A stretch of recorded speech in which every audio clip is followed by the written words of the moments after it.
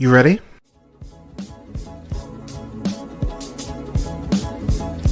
You're listening to the Real Pineapple Podcast Network.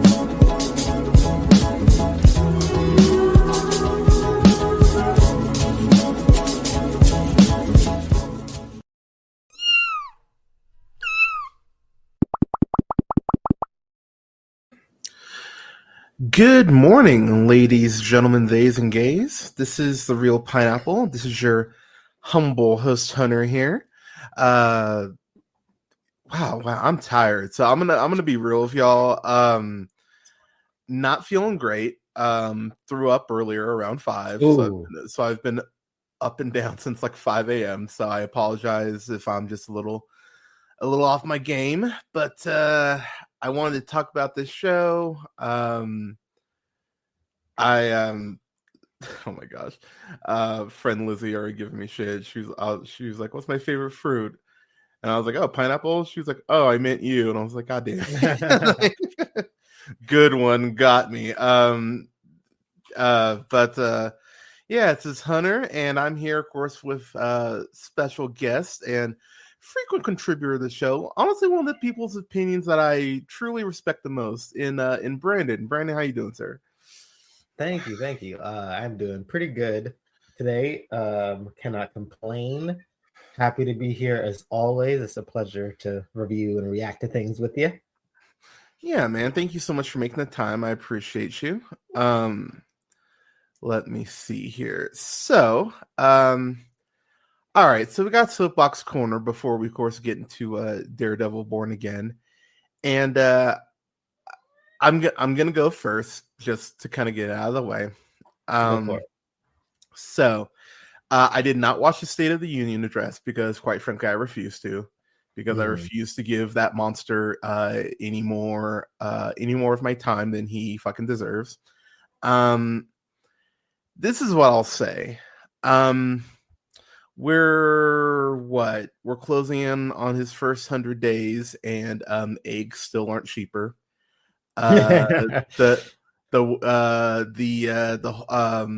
He's sided with Russia. What else? Tariffs are going up. Y'all, can you just admit you got played?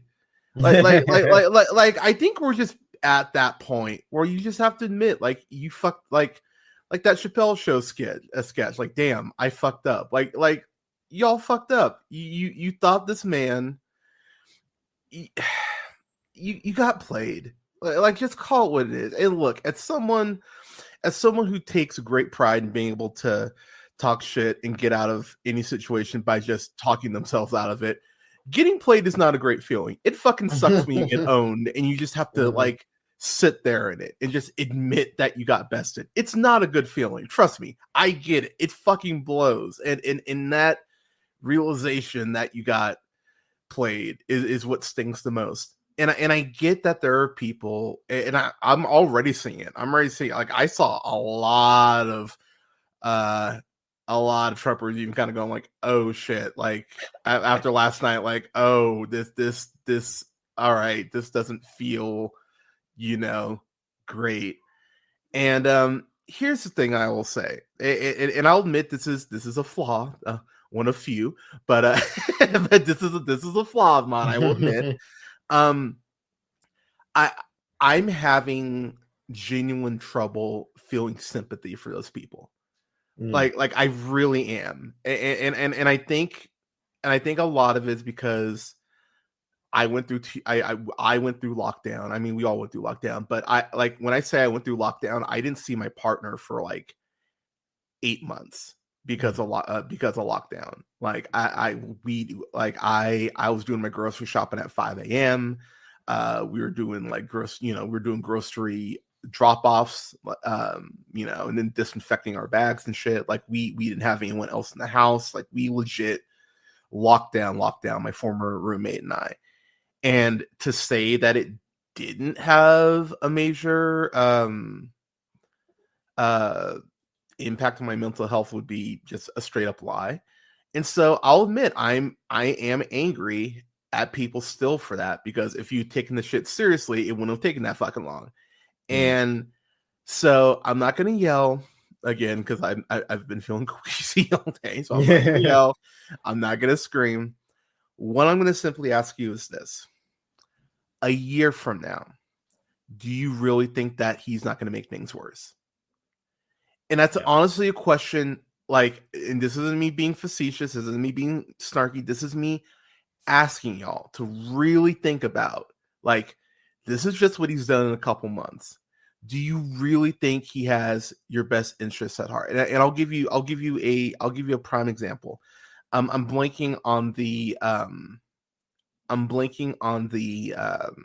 on what it is, but you know, Trump wants to cut all these things like the Department of Education, which that alone should be a giant red fucking flag for y'all people. Like if it like fucking Reagan, as much of a monster as he was, he didn't even do that shit like that. Like, come on, people. But you know, Sarah Huckabee Sanders, that dumb bitch, she was saying like, oh well, this means that the average American home will get $4,000.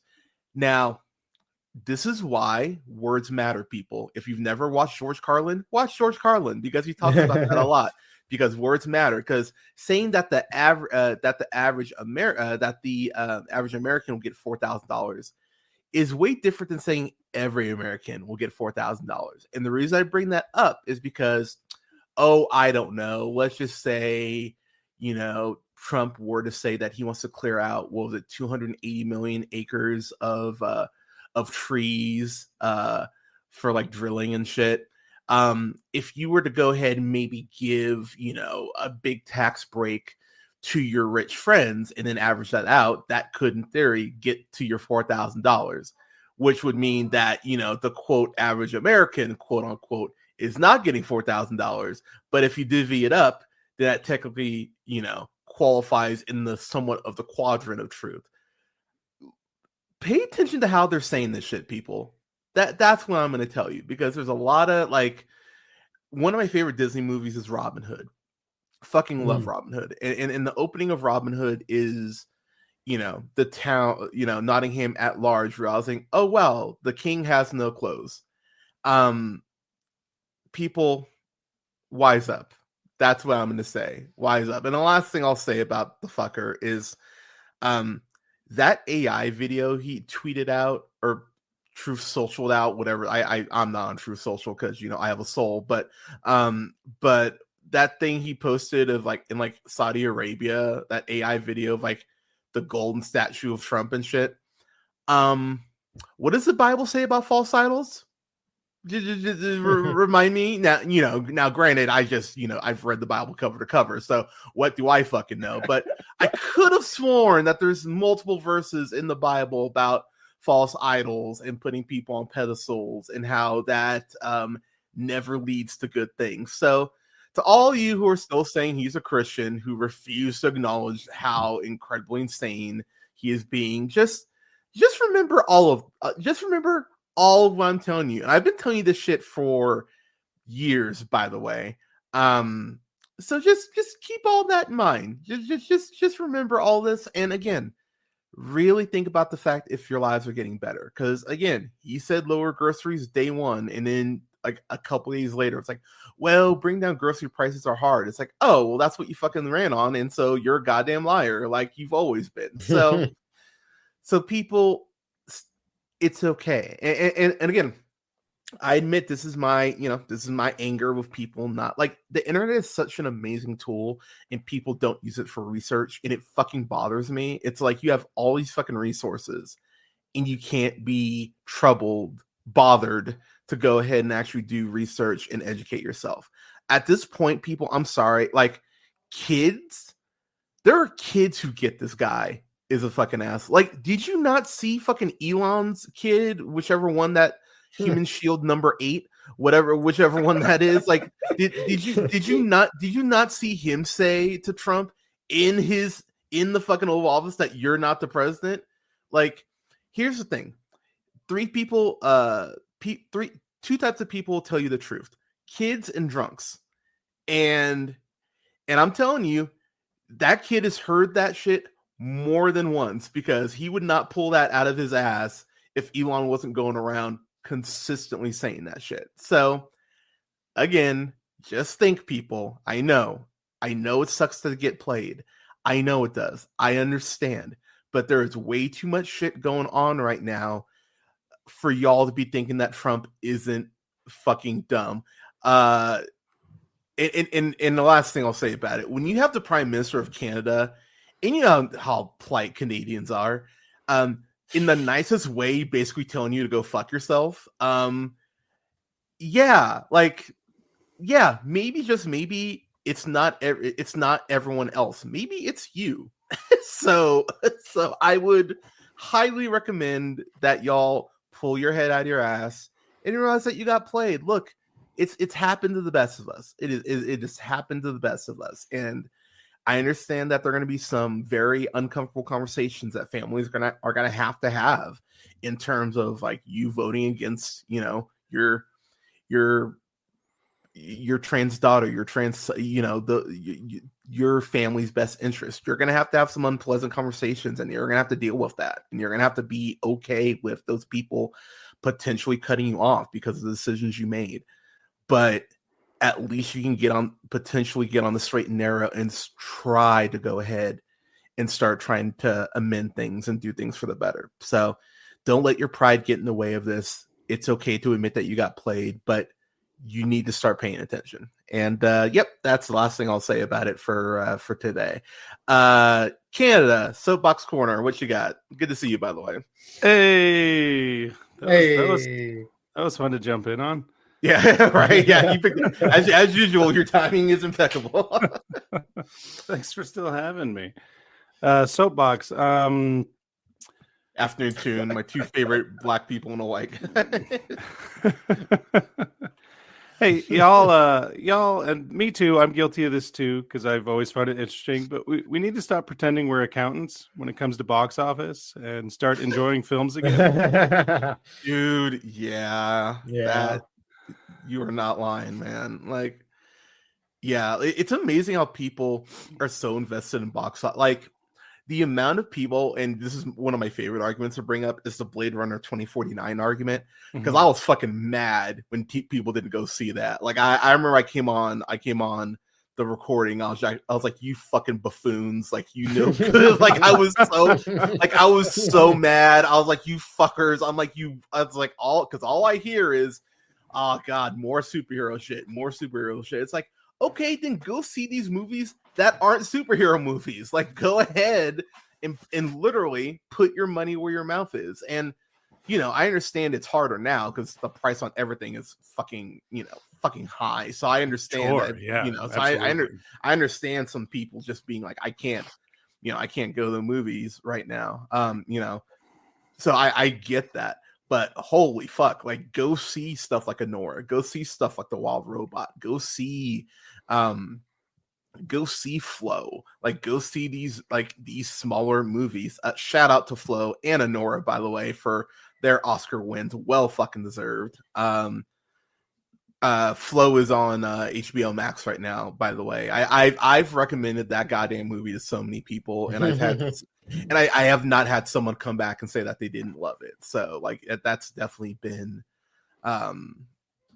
it's been really nice to see people getting behind it. But yeah, seriously, people, go see other shit then. Like, if you don't want it just to be superhero shit, go see other movies. Rent indie movies. Like step outside the box. Like, that's one reason.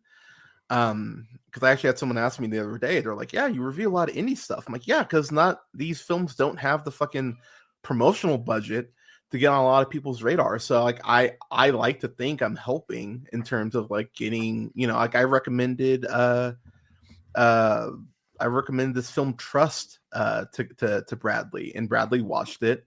I think you watched it with one of your kids, and you're like, yeah, I really enjoyed that. And I was like, oh, good. I'm happy you enjoyed that. That's streaming on Prime right now, by the way, y'all. You should check that out if you're a Succession fan, especially. It's very much in that. That's an apt comparison. Yeah. Shout out to Jennifer Levinson, by the way. Like, go see other stuff then, people. Like, don't just limit your scope. And stop using Rotten Tomatoes. Please stop using Rotten Tomatoes as your gauge for what's good. Because goddamn, like I like Love and Thunder quite a bit. I like my quote hot take Marvel take is I do like it more than Ragnarok. I just enjoy Jane Foster more. What do you want me to say? I enjoy it more. But when I saw that Love and Thunder had a higher Rotten Tomato score than Brave New World, I was even like, okay. I'm like, that is critic and audience or both? Critic, yes. Audience, I can't recall. Wow. But I saw that, I was like, and then my brain was like, oh, what possible reason could there be that that one of these movies would have a lower score? Like, but anyways, Brandon, Soapbox, what you got?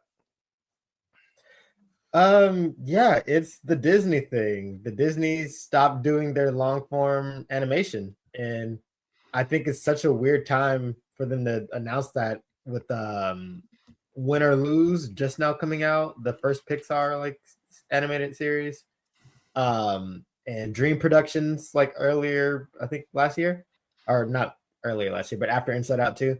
But yeah, just like them stopping that is so dumb to me. I have enjoyed much of their long form series. I enjoy like the Baymax miniseries. I enjoy Dream Productions.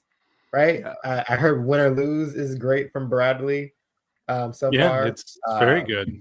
And they allegedly cut, just to butt in, what they allegedly cut would have fit right into the mood and the themes of the show, that we're all one community that can look out for each other and work together. So that's too bad. But what they left in is also great. There's like a single mom story. Wow. Ooh. It's fascinating, and you had me at single mom. Yeah, and it goes one way. It goes one way and the other way, because we're all very layered individuals with our own, main character pathos in our own heads as we live life. It's great, and hell yeah, it really makes me miss Craig of the Creek a little. So that's also a good thing, because if you're fans of that, then I think you'll enjoy Win or Lose. It still hurts. That made me want to watch it like immediately. I need to start it.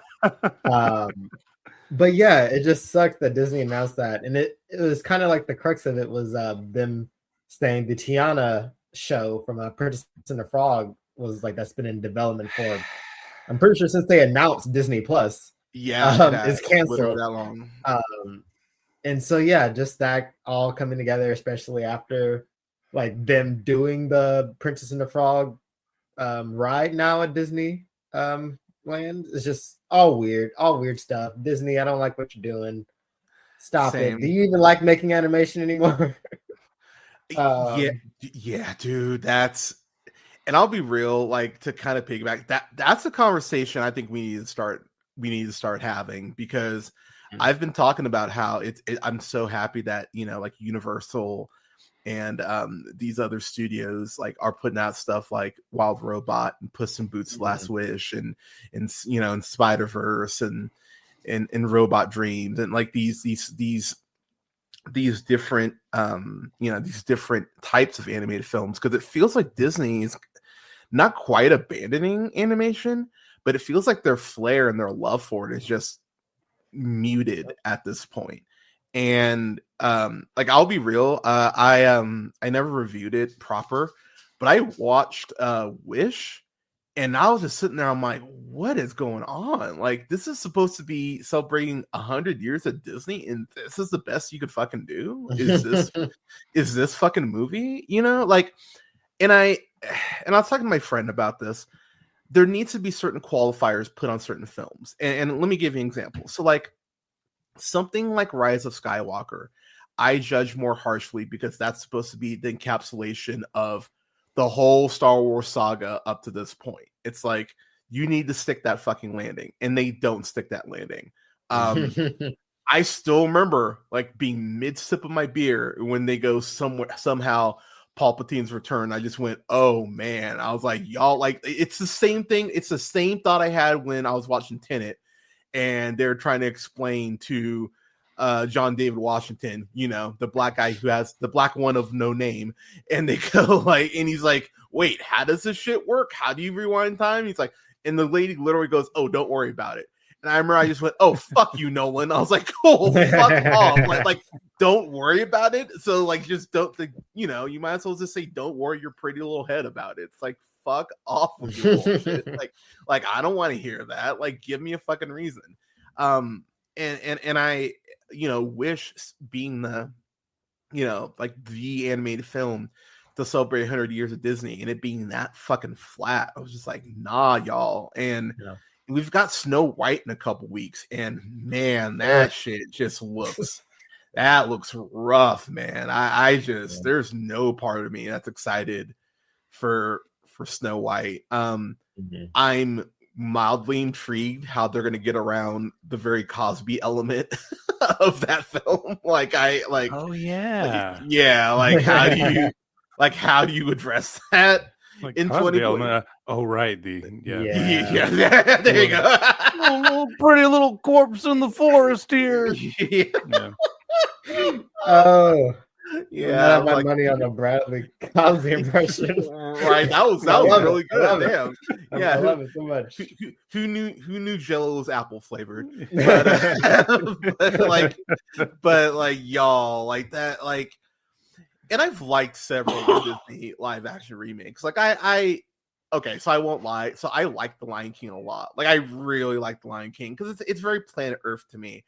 I did watch Mufasa the other day, and ooh man, I don't know if I'll review it proper, but yeah, not something y'all need to watch. TBH. But yeah, man, I don't. Yeah, just be better, people. What expand your palette. Like I didn't love The Substance, but I'll be honest, like I'm happy I watched it. Like I really am happy I watched it because it's like it's something like not a film I don't typically watch, you know, as far as body horror, because I like The Fly is about my limit. like if you're over that, I'm just like, oh fuck. Which The Substance is very much over The Fly. Like that last 30 minutes is like spectacular. Sure, but I won't lie. Like I was looking at food that night, and I was like, God, nothing looks good now. I was like, God damn it, Substance! Like I was so mad. But I'm happy I watched it just for Demi Moore's performance and Margaret Qualley's performance. But yeah, people, like expand your palettes. It's okay. It's okay to watch something and not like it, but you might learn something. You might get an appreciation for something just for, you know, exploring something new. But yeah, so before we get to Daredevil Born Again, I got one more thing I want to bring up just because it's a huge part of my geekdom. It's a huge part of, like, to be honest, probably how I do the show, to be honest. George Lowe, voice of Space Ghost, he died at 67, and I would be lying if I said that's like, I had someone ask me months ago, it was like one of the last tweets I got, like comedically, like who are some of your biggest influences? And I was like, okay. I was like, Bernie Mac, Patrice O'Neill, Carlin, Looney Tunes, Space Ghost the Tick. Like off the top of my head. I discovered the Tick and Space Ghost right around the same time. I didn't realize how many superhero parodies the Tick was doing until I was much older. I was like, oh wow, that's a parody of this. That's a parody of this. Like, oh my God, this show's fucking brilliant. The cartoon is still one of the best shows that's ever been made, and I will stand on business on that. I fucking love that cartoon. Really pissed that Amazon canceled the live action way too early because they had some really good stuff cooking there, but Space Ghost though, like I remember watching Space Ghost when I was 8, and my dad even being like, "This is weird." He's like, "You like this?" I'm like, "Yeah, I think it's so funny." And like Moltar being the producer and just not knowing what the fuck he's doing was such a consistently great joke. Zorak not even hiding the fact that he would kill Space Ghost like the first chance he got, at multiple times, like trying to. There's a episode of and I'm blank on the name episode. I should know this, but there's an episode of Space Ghost Coast to Coast where Macho Man Randy Savage voices Space Ghost's dad, and Zorak literally hits him with a folding chair. And it's one, and like I remember as a kid, I was like, this is one of the funniest fucking things I've seen in my life. Outside of Conan O'Brien and Craig Ferguson, he is legit my favorite late night talk show host. I think Space Ghost is fucking brilliant. And I own the first 3 seasons. They haven't released all the seasons, which HBO, like, get on that shit. Cartoon Network, get on that shit. Like, release all. Give me a box set. I'd pay good money for a Space Ghost box set. But that bummed me out. That really bummed me out because Space Ghost has been such a like you don't get Adult Swim without Space Ghost. Like Space Ghost, like all your Rick and Mortys and your your Tim and Eric's and your Children's Hospitals and all those shows all owe a huge debt. Tim and Eric Awesome Show, all those shows owe a huge debt to Space Ghost Coast to Coast. So just real quick, any specific Space Ghost memories, Brandon? I mean, like you said it with like no Adult Swim with Space Ghost. I remember like a lot of my early years when I was supposed to not be up watching Adult Swim, I was. And like I would see Space Ghost Coast to Coast on, and like just seeing that come on after like something like Family Guy or like Robot Chicken, I'd be like, what is this show? Like, I would also be watching like Boomerang like during the day, so I would nice. There you Space Ghost. So I'd be like, wait, why is he a talk show host on Adult Swim in the middle of the night? So just like I remember that really kind of blowing my mind, and like even probably really being one of the main reasons I like how they like a lot of Adult Swim stuff and Hanna-Barbera stuff like collided a lot of the times. Like of course Venture Bros and like stuff like Bird Girl and all this other stuff like Harvey Birdman. Harvey Birdman, yeah, all owed to like Space Ghost. And I don't know, such an interesting show, such a great talk show, and perfectly weird. Like I wish Adult Swim had something like that on now still in their block. But maybe like with his passing, we'll get a lot more marathons. So maybe that's something we'll see. I would love for them to do that because they pulled Space Ghost off of fucking HBO Max, which again, Max. Yeah, that's just Max's fault. They hate what the fuck are we doing at this point. Like, goddamn it! Through a whole cleansing. I think they just pulled home movies too, and that was the only place you could watch home movies. So, animated show by Brendan Small that introduced a lot of people to H. John Benjamin's voice work. Anyways, yeah, it's some bullshit. But yeah, Canada. What about you? Any memories association? Oh yeah, I used to watch Space Ghost as a little kid. I didn't get it a lot of the time. I just kind of laughed at how flustered he would often get his guest stars. The only ones who didn't get flustered, I think, were other really smart comedians. Like Weird Al totally seemed like he lived in the... He got it. Conan O'Brien. Have you guys seen that one? He had Bob Odenkirk. I did. That's one of my favorite ones. Oh, yeah. Bob Odenkirk. Yeah, he had Bob Odenkirk on, and that is... Like it's so funny how people like, oh, Saul Goodman. It's like, Mr. Show exists, right? Like, he was a weird comedian Cross, before right? that. Yeah, him and David Cross, and he wrote for Conan O'Brien for late night Conan O'Brien for years. Like, Odenkirk is a comedian at heart, and he gets the shit. SNL during the Farley years, Odenkirk was a writer. Yep, that too. I remember Space Ghost did a review or a interview with like an 8-year-old Raven Simone. And it's one of those chaotic fucking things because she because as a kid she's like, what is going on? And like, but she kind of gets it. Like for a kid, she kind of gets what's going on and she's having fun with it. So it's actually really interesting because Space Ghost kind of seems thrown off. And there's a point where Zorak is like we should just like kidnap this little girl. You're just like, Jesus, Zorak, And then I guess it's caught up in all sorts of like logistical rights hell. But Cartoon Planet was a great continuation of Space Ghost, where it was Space Ghost, Zorak, and Brak. I used to have I still have it in a box in my garage. I still have a CD copy of Space Ghost Musical Barbecue that I got when I was 11 years old. Like, I still have the CD of it. I've listened to that album more times than I care to admit. So but yeah, hopefully Adult Swim, hopefully HBO Max can pull their head out of their ass and actually start putting animation back on there, especially Space Ghost. But yeah, man, our RIP to George Lowe, and dude, thank you for all the content you created. And yeah, man, I think I'll do it this month. I think I am gonna do Brandon, if y'all like to come on for it, might just watch a couple Space Ghost episodes and just talk about them. I think that'd be a fun little but because you can still watch some Space Ghost on the Adult Swim app, by the way. Y'all. So but with that said, Daredevil, Born Again, crazy 7 years after it got canceled on Netflix. And what I will stand by and say is one of my favorite season finales in a show. And I'll get into why here in just a bit. But I love Daredevil on Netflix. I think it is a masterclass in storytelling, even in season 2, where the hand stuff admittedly does not hit as well as it should.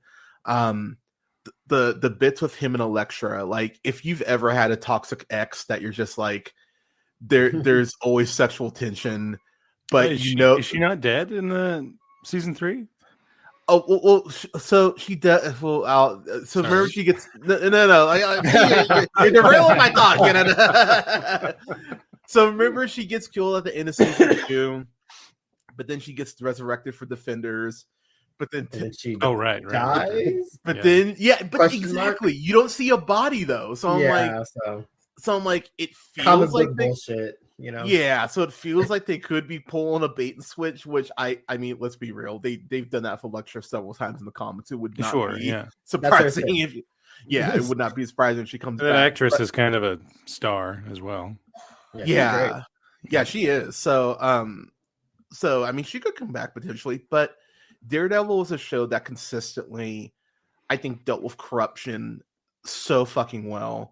And the thing is, Kingpin always felt like a force of nature for me. It just felt like this shitty cloud, like this shitty rain cloud that Matt could just never escape. And if you've read a lot of Daredevil, that is how it's supposed to feel. Because and we'll get into it here right now, but the Mayor Fisk storyline is one of the best storylines Marvel's done in the last 5 years, maybe even 10 years. Honestly, like I might even go last decade because. Because the way that Fisk has a hard on for the Avengers and is like, I'm going to go out of my way to fuck up every single one of your worlds individually, like to the most minute detail. He's such a petty bitch. Like I know people talk about Lex Luthor being a petty bitch, and my God, is he? Fisk is right there. Like you think Luthor hates Superman. Fisk hates Daredevil just on a molecular level. He hates him so much. And like and that's been a great thread to watch. And D'Onofrio just nails that hatred that he has for Murdock. I really love the opening of this show. By the way, full spoilers, because we have to get the spoilers to talk about like certain things that we want to talk about. So one of the big things about this is that Daredevil, they apparently shot or were like 2/3 of the way through shooting, and then I guess like Feige and company, Papa Feige, you brilliant bastard, apparently they watched it and went, oh yeah, this does not work for us at all, and so they started reshooting shit, and then went, all right, now we think we got it. I don't know what the first version of this looked like, but to be honest, reading up on clips here and there, it sounded like it was a cluster. And so the fact that they went back and went, yep, more money, let's fix this shit. Bravo and props to Feige and company for doing that. Matt Corman, Chris Ord, who are the creators on this. What I will say is, Oh, they did Covert Affairs. I fucking love Covert Affairs. That's a very good fucking. What the fuck? They wrote Deck the Halls? That is so goddamn random. That's so random. What? Is that the Broderick one? Yeah. What we the reviewed shit? that, didn't we? We did, and it's a terrible movie. What the hell? That is all right. I'm waiting wow. for my brain, Matthew Broderick cameo. Oh my god, my brain just like almost like imploded. I was, what the fuck? How do you go from Daredevil to the halls? Oh, okay. Anyways, so let's get this out of the way. We were hearing rumblings, and Brandon and I even both said, actually, we said this like 6 months ago, man. When they said they're like, oh, Daredevil Born Again. We both literally said, oh, Foggy's the goner. Like, I remember we both said, we're like, Foggy has to die. And I remember people were going like, that's bullshit. It's like, no, because they just went through all of season 3 and gave, you could argue, the best episode in the series in Karen, which is a masterclass. If you've not watched the Karen episode, you need to watch the Karen episode. That's an amazing hour of television. And the way that the episode does what it should do and really kind of gets you thinking like, oh fuck, they're about to kill Karen right now. And then they don't. And I was really happy they didn't, because Deborah Ann Wool, sup girl, she plays D&D and she's a redhead. What do you want from me? She's fucking amazing in the role. And I was so happy they didn't kill her off. But as soon as they didn't kill her off, I was like, okay, then it's gonna be Foggy. Yeah. Like, it kind of has to be Foggy. Like, if we're losing one of them, it's gonna be Foggy. And what I will say, I've already seen people complaining and being upset and being like, oh my fucking God, how dare they? People, if you're a friend of Matt Murdock's, you're probably going to get killed. Like, it's kind of like, it's just kind of like, it's just kind of how it works. Like, and I'm going to be that asshole too. Why does Batman not get that shit? Because Batman doesn't have friends. That happens with Batman all the time. Like, I'm sorry, people. Like, do you remember what happened to Barbara Gordon? Like, do I need to remind you all the killing joke? Like, I don't think they're friends. Like work acquaintances. Yeah, right. Like that happens with Batman all the time. Like, he's replacing Robins constantly. That's why there's more than 3. So it's like y'all, like if you're gonna give this shit, like 6. Yeah, there's several Robins. Yeah, like, if you're gonna give this shit to Daredevil, like, you need to give it to Batman. So that's point 1. Point 2, it's kind of like when oh my gosh, Rita gets killed in Dexter, where I'm like, we got 4 seasons of that character. I can only be but so upset that you got killed. You know, and we got 3 seasons with Foggy, and there were multiple points where I was like, oh man, Foggy's a goner. And he got through Defenders without getting killed, which, I'll be real, I thought that's when they would have done it. If they were going to kill Foggy, I thought they would have killed him during Defenders, especially with the hand being involved and Elektra being involved. And he got through that. So does it suck he gets killed in the first episode? Yeah. Was the death memorable? Holy fuck, was it ever? and honestly, he died, ironically enough, because he cared too much. And that's a very Foggy way to go out. Like, Foggy, even more so than Matt, and you could argue as much as Karen, has always been the one who's really cared about their clients more. And the fact that he was trying to go ahead and help someone out, and that's what got him killed, I find that beautifully poetic. It's sad, obviously. And the way that he gets killed is brutal. Like, it's a brutal fucking death. But for me, I think it opens up the show on a very somber note, but I think it's a necessary note. Brandon, I'll get to you in a second. I already know Canada is going to say something that's going to make me go, oh, here we go. That's why I grabbed my pen, because I'm preparing myself. So, Canada, the floor is yours. Your thoughts. I just wanted Eldon Henson to get that Disney money, and being in one episode probably means he did get it. I remember during way back when, oh my gosh, Charlie Cox is in Spider-Man. Are they bringing Daredevil back? And Disney was kind of like, well, maybe we'll do a Daredevil show, but no Karen or Foggy. We don't like them. So I remember them being all like, not going to hate Netflix. I'm not sure who was the head at that time, but they very much wanted us to know that if we show you any Netflix stuff, I think that was Jeff Loeb at the time. That logo is being like scraped off with steel wool, and we're gonna put alcohol on the scar that it leaves. Right. Basically, yeah. So when I saw Foggy die, that's what I felt like. Oh well, there you go. They're like, this is not a Netflix show. Get them the hell out of here. And what does Karen say? She's gonna run off to San Francisco. Yeah. And be like a single female lawyer or something. I'll be real. I'd watch that show. Yeah, she's a great lead. Yeah. I didn't see much of season 3 other than the big Vanessa just watching her life fall apart episodes. You need to watch season 3, man. Like you really need to watch season 3. So I didn't even recognize that was Bullseye that was in that scene. So that was kind of fun to read about later.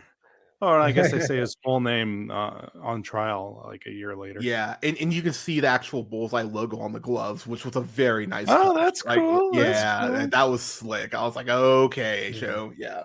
I have more questions than not questions of like, oh, I'm gonna Cinema Sins ding this show. No, I'm never gonna do that. I don't want to be that kind of viewer of any film or TV show.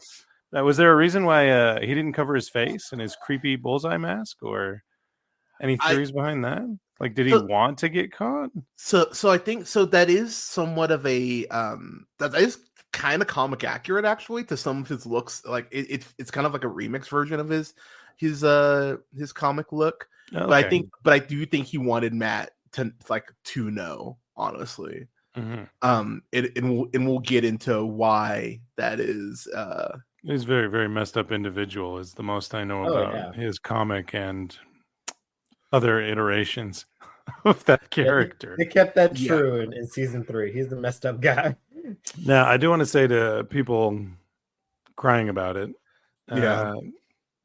sometimes when you bring a show back after so long, you got to swing for the fences, and that sometimes means killing off beloved characters. I mean, I've liked this actor, Foggy, since he was the Muscle in the Mighty Ducks series. What was his name? Like something ridiculous, but mean and big. Fulton Reed. Fulton, yeah. And I was hoping that I'd get to see him collect that Disney check every week. But Matt without Foggy, that sounds so depressing. The reason why I have trouble watching the Netflix show is because of how much of a bummer the show is. Yeah. And that's weird coming from me who watches a lot of sad cinema. Matt like screaming into the rain, all like, it just feels like the status quo has been reset a little bit too aggressively. Okay. I'm enjoying the Mayor Fisk stuff, though. Honestly, I kind of hope he's not corrupt and he actually does a pretty good job. I know that's I was like, that's a pipe dream like a motherfucker. But that's also like a very hard thing to write, a corrupt politician. The only time I've seen it done with consequence was Parks and Rec. And even the consequence was, hey, you, Mayor, you're not supposed to be doing that. And his defense was, well, it was my birthday, though. And, Parks and Rec laughs about it and moves on and nothing happens to the mayor. So finding out how Fisk can be corrupt at all and how anyone will care, especially in today's political climate, I think is too big a mountain to climb. But you said Mayor Fisk is one of the best things Marvel's ever written. I'm excited to find out what kind of corruption he can even get into. Like, is he going to be kicking dogs? Is he going to be like stealing from charities? Which isn't a big deal to some people for some reason. What exactly will this brilliant character from episode 1, when D'Onofrio wears that big white jacket back in the Netflix days and says, I like this painting. It makes me feel alone. I was like, oh my God, Amy, bedroom now. And we probably had a kid from that scene. That was probably the start of the foreplay. What a sexy ass, brilliant character he's made Wilson Fisk into, and evil and violent, which is not cool. You can be evil and sexy. Yeah, it's the best combination. I don't know what his problems are with Vanessa are either. Probably because I missed something in season 3, but I'd love to hear about him. But yeah, we'll fill you in. So I will say, the people that are complaining about like some of the secondary characters, because I am seeing a lot of that.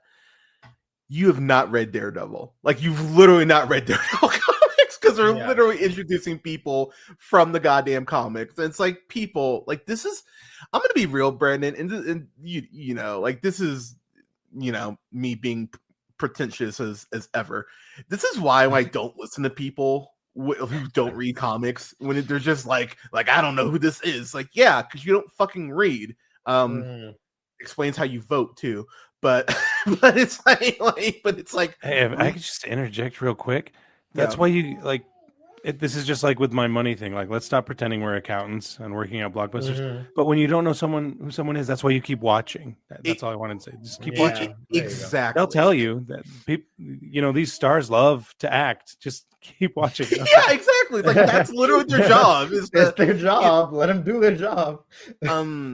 So I know you didn't watch season 3, Canada, but I think Brandon would agree with me. Season 3, they introduced this character, Agent Nadim, and that is one of the most tragic goddamn stories in any of the Netflix shows. Like, this guy who wants to do, this original character who wants to do the right thing, and basically the FBI gets infiltrated by Fisk, and he's basically strong-armed, and they're like covering up all Fisk crimes, and you just see his mental health literally deteriorate because he's working for the Kingpin. And it's like, it's the sad as fuck arc that ends in such a clever way that I was like, oh, bravo. Like, someone clearly knew like how to make this, work. I will throw it to you, Brandon, since we can talk about it with Foggy's death. So first off, the fact they go back to Josie's made me so happy. I was just like, I love that that's a thing. But 2, this might be a top 3 fight for me. I love the opening fight so fucking much. Like, the moment Foggy gets hit, I was like, oh no. To that zoom out of Bullseye walking through the smoke. Badass entrance, by the way. I was like, oh, that's some AEW shit right there. Like, let's fucking go. But then it's the classic one shot that Daredevil has become famous for, and the way that they actually go up the staircase to these people coming out going like, what the fuck is going on? Oh shit, Bullseye killed me. It's like, oh my god. It's like, this fucker just does not fucking care.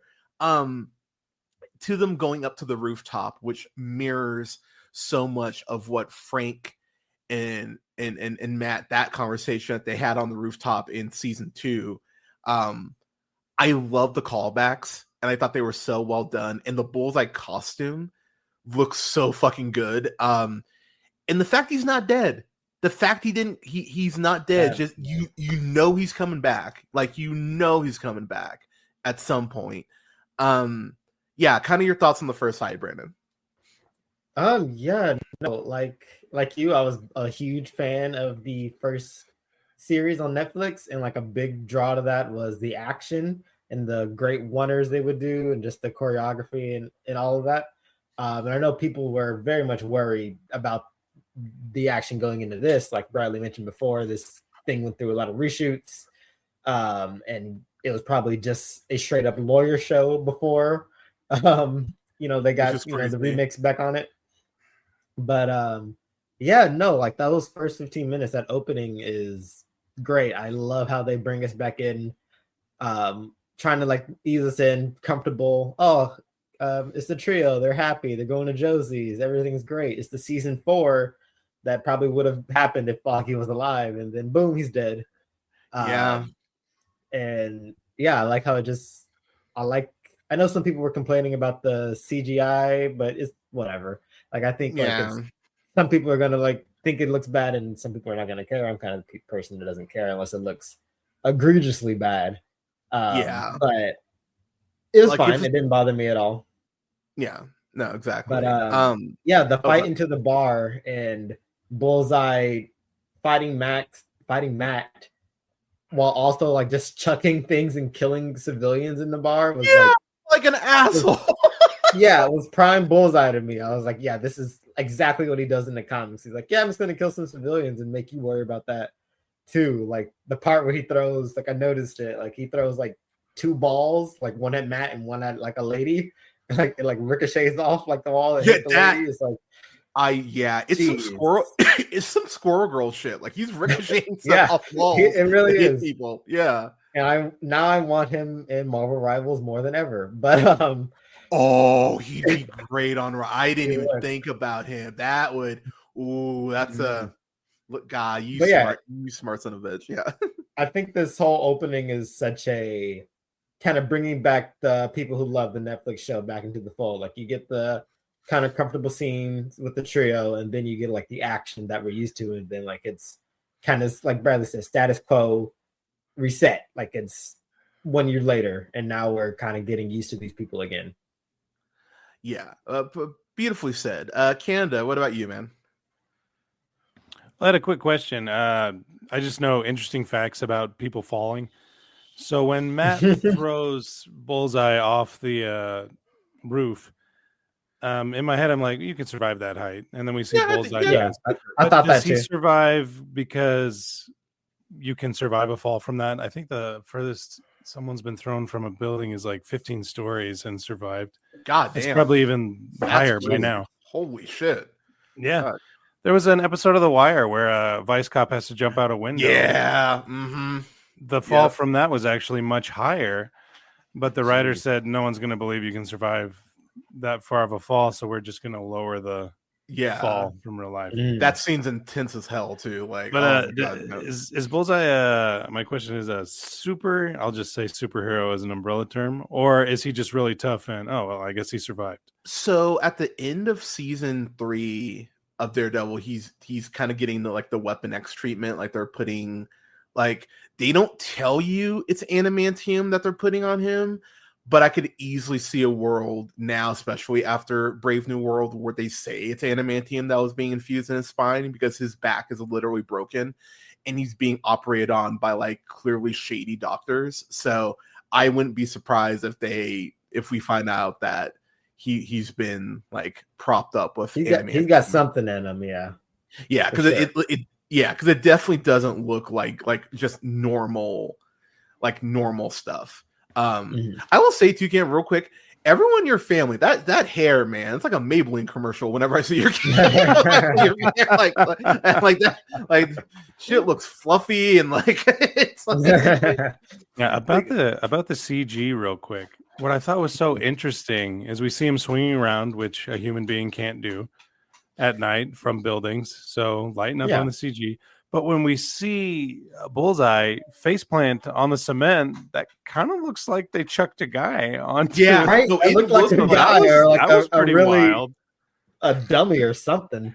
Really good. Yeah. Well, I'll be real. I wouldn't want the star of my fucking show swinging around buildings at night on a fucking baton either. Like if it's like, do we stunt work this or do we use CGI? I'd be like, yeah, let's not get. Yeah. Like stunt people have died for far less or doing far less intense stunts. Like, let's not put these people in danger. That's why CGI should be used. I'm not gonna poo-poo on something if it's gonna keep the actors and actresses and people safe. So but yeah, good point. And do y'all think that Matt was trying to murder this man? Is all my follow-up. I think it was. I think so. I want to say no because he's grown so much based on Fisk still being alive.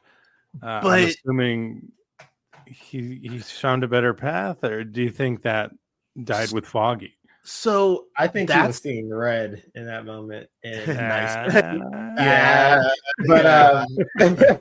but yeah, when Bullseye just laughs in his face and like pats him, like I think Matt was done. He just whoop. Oh, so it was really funny because like Alea got home last night from being on vacation, which I'm very happy she's home. It was funny. I told her, I'm like, babe, Daredevil's been on since 6. It's almost 10:30. You need to put a little hip in your giddy up there. You need to it's like, because I'm about to start this shit without you. But watching it, I think, okay, so I'll say this as a religious person, thanks to Canada, Christian atheist, as I call myself sometimes. The concept of forgiveness is it's a hard thing, because like it's all encompassing, because by what the Bible says, you need to learn to be able to forgive people for anything, turn the other cheek. But there is that point, and again, this is something I constantly bring up to people that is not brought up nearly enough in the Bible, is you don't want to be like just a doormat either. You need to protect yourself, protect your heart, protect your mentals.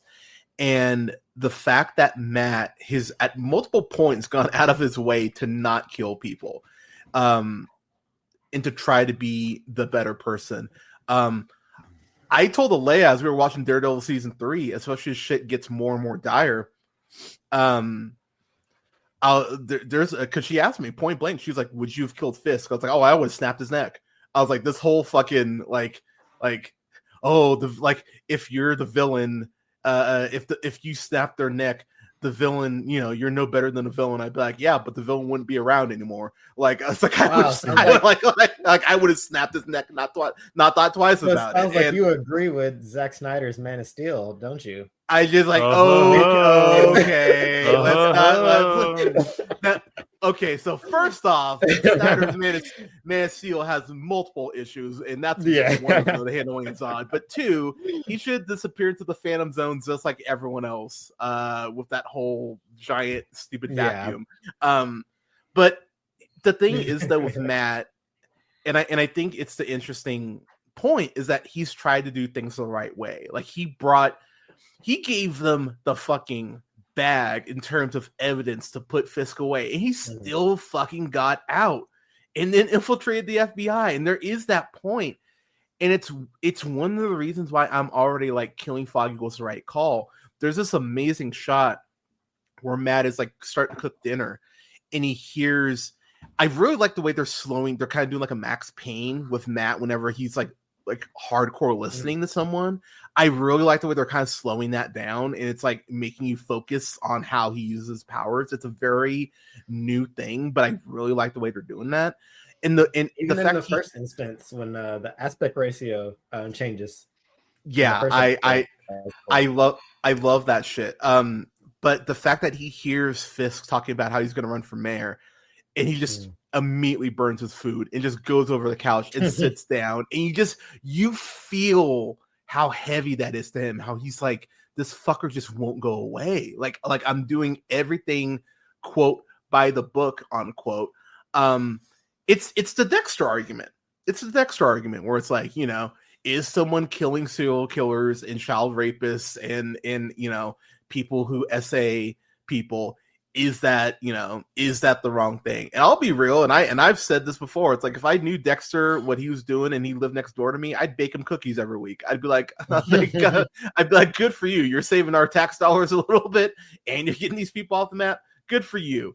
But again, that's my, honestly, that's my struggle, because I get that people can change, and again, that's the Christian part of me. That's like, but I get that people, I've seen people be redeemed and go on different paths, but where do you give that grace? Where do you it's a constant moving target. And I love the way that the show already is speaking about Matt's religion in that way. The way that Bullseye straight up laughs in Matt's face, that's when I was like, oh yeah, kill him. I was like, kill him. I would have killed that motherfucker. But moving on to the episode, Fisk becomes mayor, which, man, it's really weird how Brave New World and Born Again have come out such close proximity to each other, with corruption at an all-time high, and you're just like, oh wow, they expect it to be this timely, and unfortunately it's way more timely than it should be.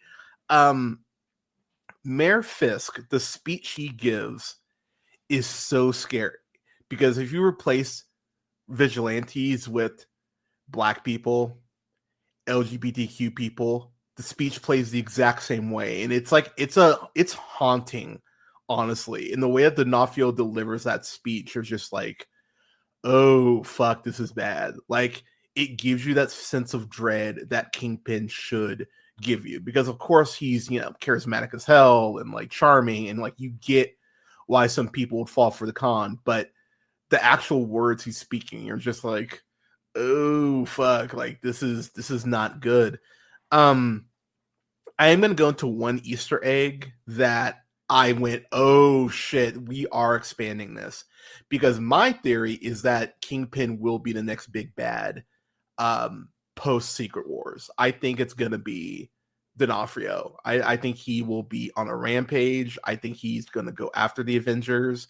I think they're I don't know if you caught it, Brandon, but when he's giving his speech and they show him on Times Square, you see the Rogers the Musical banner. You see that, but you also see an ad for Harlem's Paradise, which is Luke Cage's jazz club. I didn't see that. That's awesome. Yeah, so because there's been rumors, and they're really ramping up, that they are looking to bring the Defenders back, and the fact that there's a Punisher special coming out, and that Bernthal has said, like in multiple interviews recently, that he's all in on Punisher, like he is back in the fold as Frank Castle. And there's another poster showing the Pim Van Dyne's Foundation, which is the company that Hope has that's experimenting on the Pim particles. I don't know, y'all. It really feels like they're really leaning into the Fisk shit, and that he's going to be a more prominent piece moving forward in the MCU than I think that, I'll be real, that even I thought he was going to be. Because like I threw it out in the chat that I run, that I was like, I think that Fisk is going to be that dude. I think he's going to be an important figure moving forward. I threw out the whole theory at the end of Falcon Winter Soldier that Power Broker was on the phone with Fisk. That was like my big swing. And to be fair, they never really confirmed who she was talking to. They haven't, so there is still a world where she was on the phone with him. But I think that Easter egg alone means that Fisk is going to be a bigger deal than we think. Also, he goes ahead and flat out name drops Spider-Man. That is a big deal. That actually makes me think that, now I don't think Holland's going to show up at the end of season 1. But I mean, I'll be real. I'd fill a cup if that were like if Tom Holland randomly shows up by the end of season 1. I would probably break something in Glee. But do I think there's an actual chance that we maybe get a Miss Marvel appearance? We maybe get a maybe we get a Doctor, like why the fuck am I blanking on Doctor Strange's house names? The Sanctum. Yeah, there we go. Do I think we could get something like that? Yeah, I think the chances of that are much higher. And I'll say right now, I think Luke Cage is back. Like, I think we see Luke Cage by the end of season 2 of this, because apparently they've shot season 2 already. They're shooting season 2 now, actually. Yeah. And Kristen Ritter is apparently in New York. Is going to be she's great too. So I'm happy the whole gang back together. So I'm happy you brought that. I'm happy you brought that up, because they actually name drop. They actually name drop her law firm, or at least Hogarth's firm. Trinity, who's played, of course, by Carrie Ann Moss, who, my God, that woman can still get it. That woman is a fucking goddess. I love her. But now I will say too, with Foggy dying, I really hope his girlfriend comes back. I'm blanking on her name. It would be nice to see her. You know who I'm talking about, the blonde who. Yeah, I forget her name, the blonde girl. Yeah. But I would really like her to come back. Pardon me. Jumping back though, there's a conversation that Fisk has with Daredevil that like I could imagine the writers going, we're going to do our own version of that heat scene, because that's exactly how it comes across. And I'm not going to lie, it is one of my favorite scenes that Marvel's ever done. I love that scene. I actually went back and rewound it, like on our first watching of it. I was like, I need to run this back. I love that scene.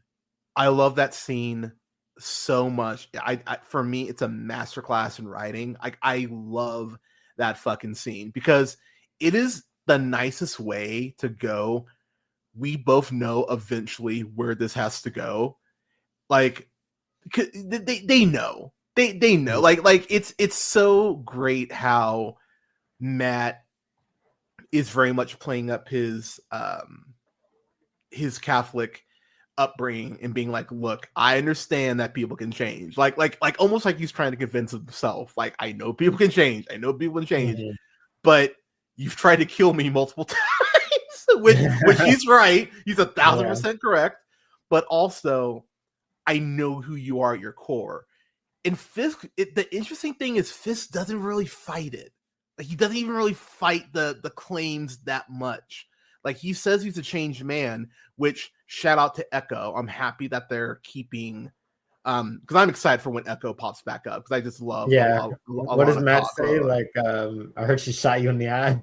Yeah, and he's like straight up about it. He's like and kind of laughs about it too, like which is also in the comics. Again, read a comic, but I love how that's brought up and how that whole how Echo isn't just a throwaway. Like, that is something that like Fisk acknowledges, and that's something that did put him on a different path. But that also explains the distance he has with Vanessa, which I thought was a very clever way to go ahead and bring that back around. But I also love how Fisk is like, basically it's been a year since you've punched someone. And how, you're clearly kind of jonesing. Because it is an addiction for Matt. Like, in the same way it is for Batman, is very much an addiction for Matt. And I really like the way that the show, like each season, it's really portrayed that from a different angle. And how, but maybe it's a necessary one, because New York is kind of falling apart without his ass doing, being Daredevil. But I love how Fisk is like, I know who you are, obviously. If you put that suit back on and I'm mayor, I'm coming after your ass. I'm going to make it very intentional that I'm coming after your ass. And it's like, okay, so they have to do this again. Like, this has to happen. Canada, before I throw it to I do it to you first. Brandon, what were your thoughts on that scene? Oh yeah, no, I completely agree. I was talking to Marco about it, and very much is a Heat reminiscent scene. De Niro and Pacino just going at it, and it feels like when they first sit down, it does feel like old friends reconnecting. Weirdly, they're going through the niceties, catching up, and everything. But it is that tension, and I think D'Onofrio and Charlie Cox have such good chemistry together, like all throughout the first 3 seasons, that it is genuinely just good to see them together, sitting down, not even fighting each other, not yelling, just talking. And it's just genuinely good comic book villain hero stuff. Matt obviously is struggling with his change, and I think Kingpin is too, on a different level. We're talking about his relationship with Vanessa. I think him and Vanessa basically switch spots. He is now the public face. He can't do anything illegal, but that's a good. Vanessa's the one. Even if you see their costuming, Vanessa's wearing all white. Kingpin doesn't put on his white suit. He puts on the gray, very mayoral stuff. I think Fisk is dealing with his new position just in a different way as Matt is. So it's very interesting to see both of them reconnect after so long. Canada, your thoughts on that scene? Well, I think these are 2 expert scene partners, and absolutely, I think D'Onofrio and Charlie Cox should probably act in all the things together, because I love seeing them back and forth. Run it back. I'd say it's Heat's a good comparison. It is sad to know that he won on his vigilantes are bad ticket, but yeah. Mm-hmm. Oh, I think Canada froze there. I was like, he's taking a No. dramatic pause. Right? We were like, oh my god, it's like the Netflix. There did we I go. come back? Yeah, you're There back. he is. But yeah, he's like, vigilantes, they're terrible, right? And for like the past 10 years in Marvel movies, New York at least has been like, yeah, we hate Spider-Man. And that's always been kind of a bummer, but a truth. At least in the last movie, I remember what J.K. Simmons says one thing, Spider-Man's Peter Parker. And all of New York is like, let's throw bricks at that kid. Yeah, let's actual child. Pretty Yeah, much. it's like, So the fact that he doesn't steal the election is very sad, but very true to times. I'm not sure what Matt is supposed to do. I've always been kind of like, God, this sad Catholic. no, Canada, come back to us. he'll be Catholic, right, which is a bit of an oxymoron. But yeah, I was gonna say you're just saying the same thing twice. Because Matt, man, yeah, he is sad as fuck. I will say, for me, I love how Matt has made it a point to be like, a line was crossed, like that's why I'm not doing this. And Fisk straight up asks him, like, is that going to bring, Foggy back? I'm paraphrasing, but he basically goes like it's not, but it helps my conscience, basically. And that's what makes the ending of episode 2 so goddamn tragic, because Matt is doing like the right thing. So like to kind of jump in episode 2 a little bit, there's this do you want to explain the setup as far as like how that episode opens? How does episode 2 open? Is it remember that's the subway fight?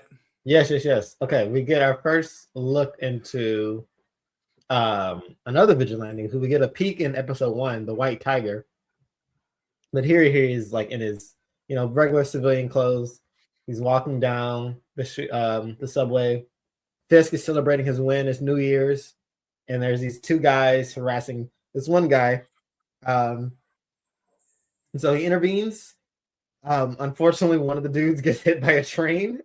Brutal as fuck too, bro. Like holy shit! Like it happens so quick. I was playing Def Jam Fight for New York. I was like, oh my god, very much. It's like god damn fatality. Very much Mortal Kombat. But then welcome back. Hey, there he is. Just condensing all the thoughts. Matt is too smart with.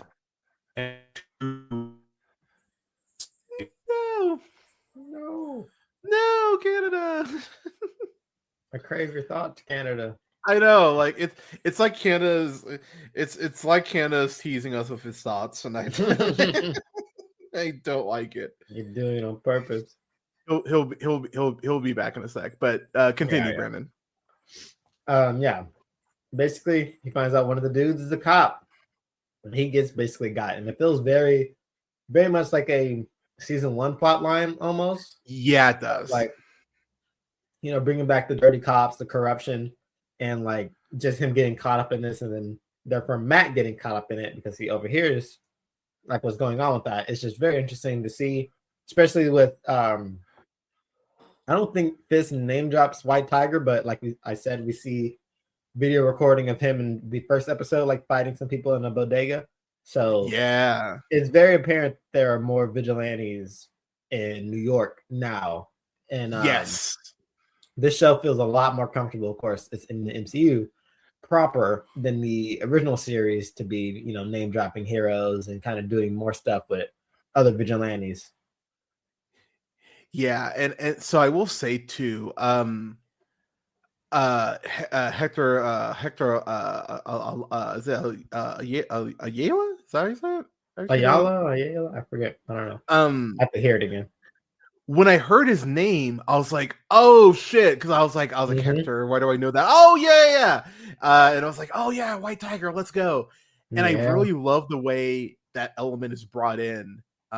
Because Alea is not a big comic book nerd, but she like when she realized it, she was like, "Oh shit!" I was like, and she's like, "Oh god, that's how he's gonna spin this." And I was like, "Yeah, that's how Fisk's gonna spin this." And it's gonna be really interesting when Punisher is brought into the fold and how he's brought back. Because if you remember at the end of season 2, he had his shit basically expunged because New York and the government fucked over his family and him royally, and so they're like insanely. Yeah, and let's be clear, the Punisher killed a lot of people, and they're basically like, we fucked up so badly, we're not even going to press try. Like, they're just like, yep, like let's call it even Steven. And I will say too, I Jigsaw face notwithstanding, season 1 and 2 Punisher is some great fucking TV. I highly recommend. I'll probably end up re-reviewing those before the special. But sorry, Canada. All right, take 3. Well, your thoughts wrapped up. I don't know. I guess I'll try. What is it we're doing? What are we talking about now? Oh, you're saying that Matt's you don't understand what Matt's supposed to do being a Catholic, and that's where you cut off. Well, not just a Catholic, just Matt's a devout Catholic, and Matt's also understands the law. And this poor man every day has to talk to people who don't understand either, but kind of say they do. Yeah. And that must be like terrible. And I think the first 2 episodes have captured that really well.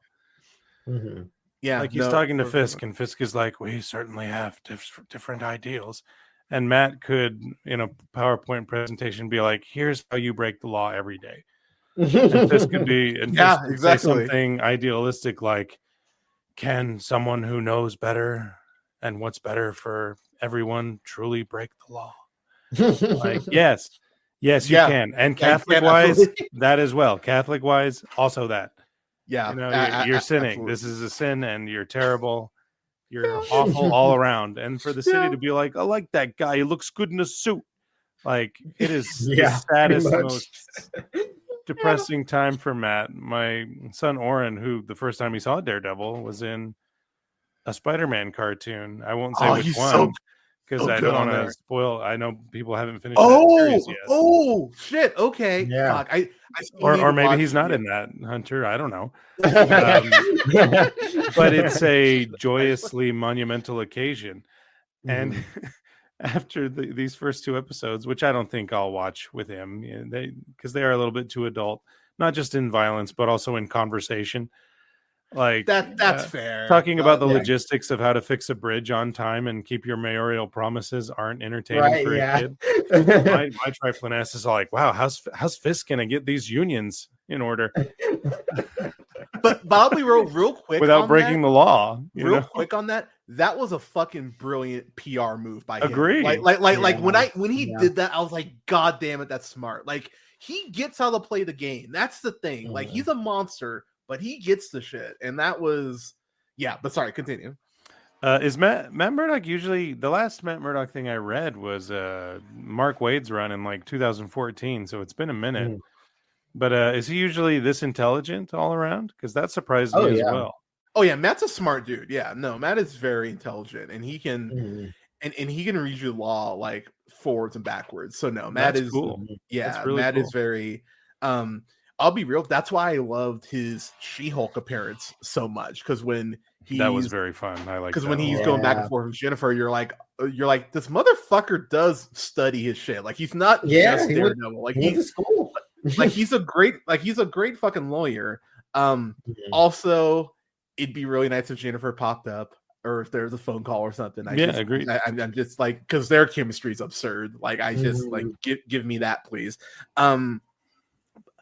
She's close to San Francisco too. That's what I said. Yeah. Like maybe he goes to San Francisco. Yeah. And there are some runs of Daredevil where he does live in San Francisco. I would just like to point that out. Does some city hopping. Yeah. So that does happen. So people like because I was reading some people going like, well, I would care to go to San Francisco, and I'm just like, God, again, y'all don't read comics. Like this is what I'm talking. This is what I'm talking about. I mean, why wouldn't you after that kind of trauma? But okay. Dude, exactly. Like, why the fuck would you stay in the same city? Like that. Like, just that. Like, fuck the comic. Like, fuck the comic stuff. Just having that traumatic of an event happen to you. Why would you stay in that city? Like, she'll probably come back. She will. But it's like, definitely. But like, why would you stay there? Like, exactly, man. Like, because that trauma would just eat at you. And real quick, I do want to go through some of the Easter eggs before we kind of get into some more stuff. Marvel's about to piss cops off, and I'm so excited about it. Brandon, do you know what I'm talking about? Yeah. I saw a bunch of the cops had like the Punisher tattoo. The symbol, and I was like, "Whoa!" They had the Punisher tattoo with the American flag. Now, I will say, at my former job, the original creator of the Punisher actually launched a Black Lives Matter campaign with the Punisher skull, and basically saying like, "This doesn't represent fascism. Like, stop saying that cops have just complete dichotomy when it comes to people of color." The moment I saw that tattoo, I started laughing. I was like, oh, they're going to go here. Because Jon Bernthal himself, at multiple points, has brought up the fact that pisses him off, as well it should, quite frankly. And if you're one of those, like, the amount of people who, again, have not clearly read comics and have the Punisher Blue Lives Matter skull, it's like, oh, you don't even understand how often Frank Castle talks about corrupt cops and how they're pieces of shit and how they're fucking monsters for completely, like, he says at multiple points, like, I'm not a fucking role model. You want a role model, fucking look at Captain America. Like, the Punisher is not someone to emulate, and that's coming straight from the fucker himself. And so when Bernthal comes on screen and he says that shit, and there's that conversation, there's going to be a lot of upset people, and I'm going to be giggling my black ass off because it's a conversation. It's a conversation that's needed to be had for years, and I'm over people trying to steal that fucking logo and politicize it for their bullshit. And if there is someone to go ahead and have that conversation and be like, shut the fuck up, it's Jon Bernthal. So I'm very excited that that's going to be an element that they're adapting. The other thing, and I think Brandon's going to be with me on this too, that I fucking loved. They bring in a new Urich, and that was something I was not expecting. So I will say, Ben Urich, who was in Daredevil season 1, he was the black journalist who went ahead and mentored Karen and got her on her path.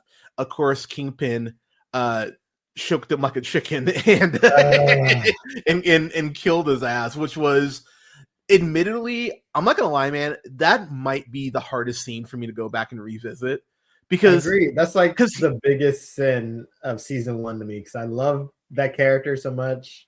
He's a great supporting character for Spider-Man and Daredevil, and I wish they wouldn't have killed him off, even though it's super effective. But man, but the thing is, I love, like, and I'm gonna be real and to not get too much into it.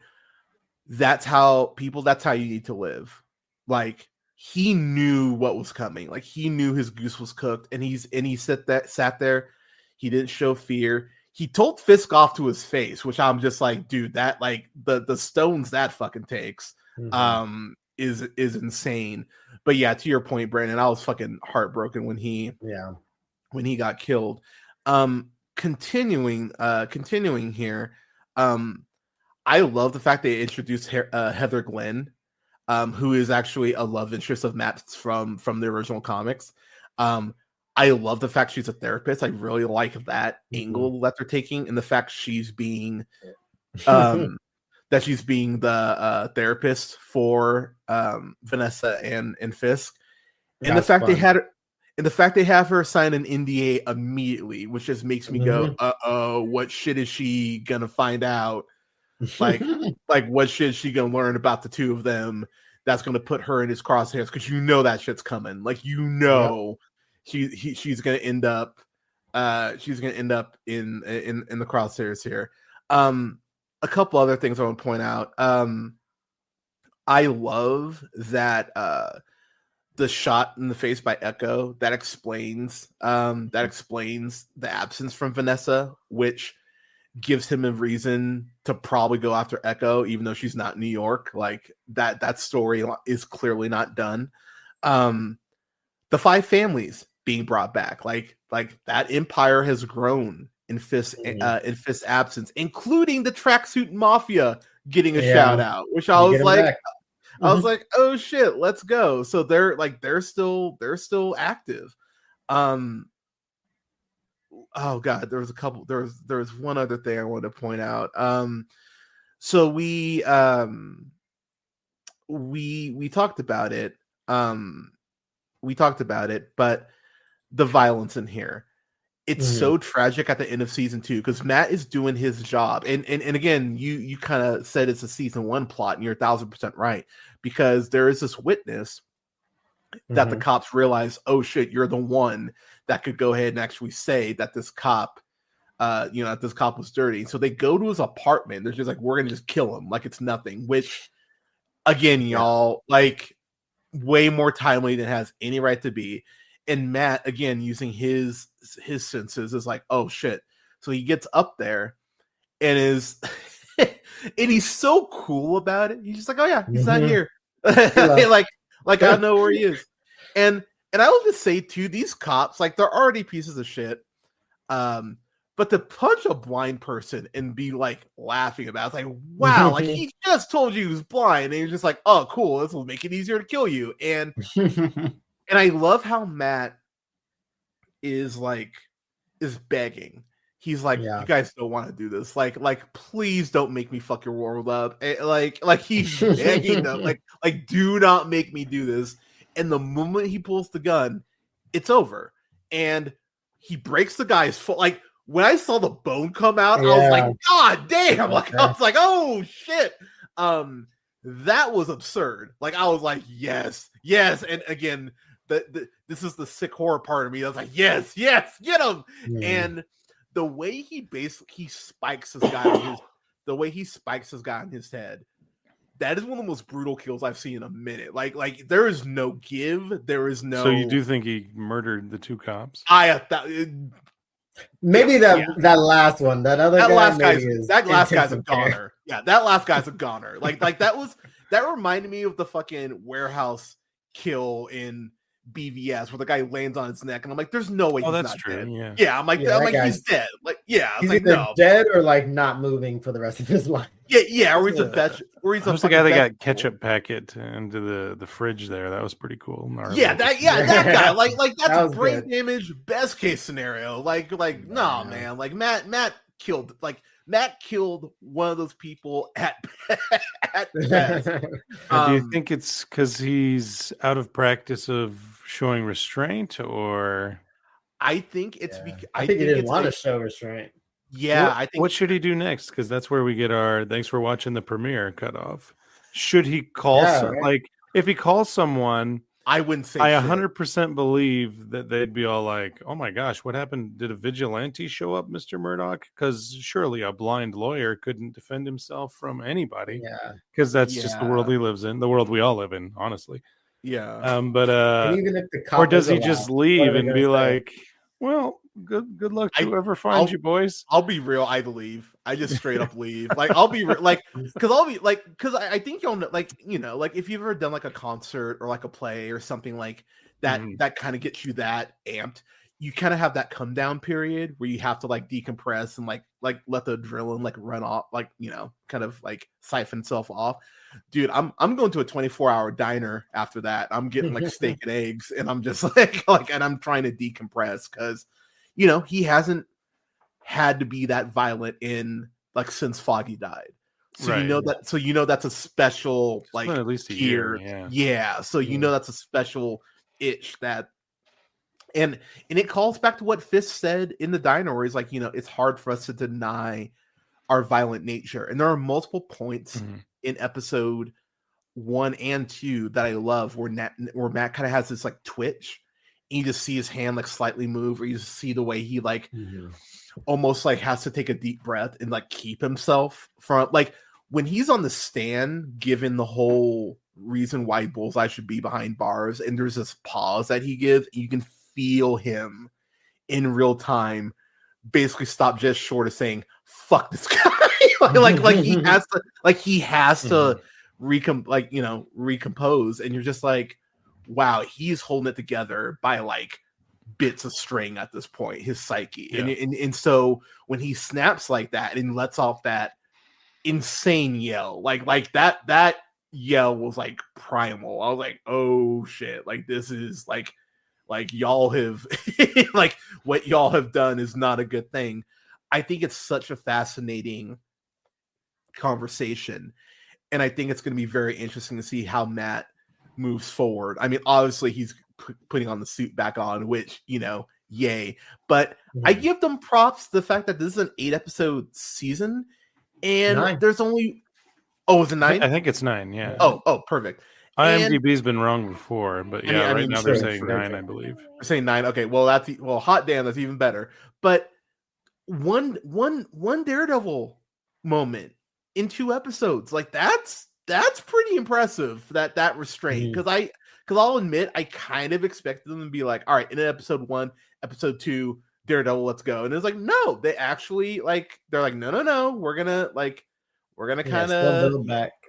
Yeah, but honestly, that's a good thing. So like, I'm not even mad at that. He looks good in the suit.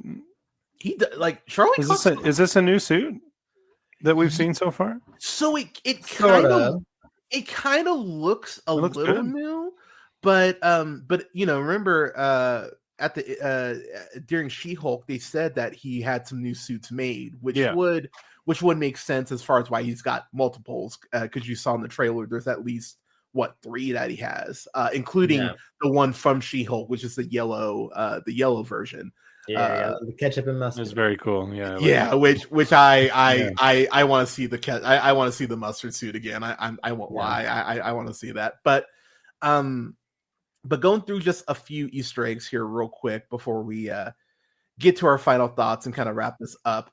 I love how Matt and Fisk have that conversation about trying to mentor someone, and and I love that Fisk thinks what he was doing with Echo is mentoring. Like what an ignorant prick to say that shit. Like I tried to mentor her, and it's like younger generation. What are you gonna do? And they kind of have a laugh about it, and you're like, wow, you thought that you were help? Like, oh, you fucking like you fucking dick. It's such a it's such an intense moment, but I love the way they play that off. I love the fact that the Sokovia Accords keep being brought up, because that is, you know, in Heroes trying to register. I think there will be a similar component potentially that Fisk tries to get past. I really like that. Because when he's debating the guy is more for registration, and Fisk is like, nah, fuck him. Yeah, exactly. Yeah, like I really liked that callback. I really like that they brought in, and this is kind of a deep cut, but bringing in Benjamin Hochberg. That's a nice deep cut. And I was like, oh, the fucking Hawk, like this fucking Hawk. Like this fucking asshole. and he let's be clear, in the comics, he's a douchebag as well. He's a total fucking he's a competent Lionel Hutz. Like that's what he is. Like he's a total fucking prick. And so when I saw him, I was like, oh god damn it, of course you're here. And so I'm excited to see how him and Matt joust in the courtroom and how they go ahead and develop his character. I do like episode 1 a little more than episode 2, but I will admit I think that's partially because of the shock of just being like, holy shit, there's new Daredevil. you know what I mean? I also love the way episode 1 ends, where Fisk is literally standing on the roof of like the mayor building, like looking down, and like he just knows Matt is there.